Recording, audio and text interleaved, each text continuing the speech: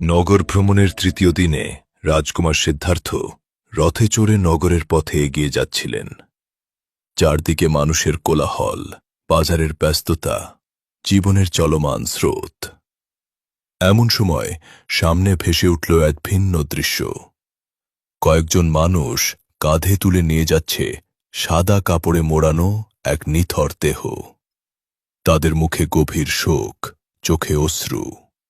কারো আর্তনাদ আকাশ বিদীর্ণ করছে, কারো নীরব কান্না বুকের ভেতর জমে আছে। সিদ্ধার্থ বিস্মিত হয়ে রথচালককে জিজ্ঞেস করলেন, এ কি ঘটছে?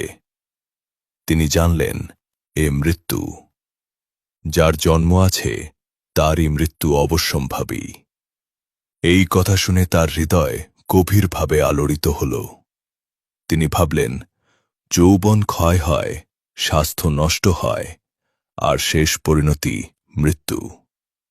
রাজপ্রাসাদের সুখ, ভোগ বিলাস, ক্ষমতা, কোনটি এই অনিবার্য পরিণতি থেকে কাউকে রক্ষা করতে পারে না। তিনি উপলব্ধি করলেন, জীবনের আড়ালে লুকিয়ে আছে ক্ষয় ও অনিত্যতার কঠিন সত্য।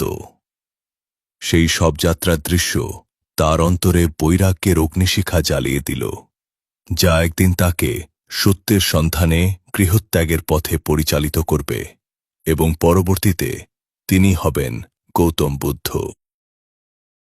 আরও অনুপ্রেরণামূলক ভিডিও দেখতে ফলো করুন বৌদ্ধ বার্তা ফেসবুক পেজ এবং সাবস্ক্রাইব করুন বোধি স্টোরিজ ইউটিউব চ্যানেল।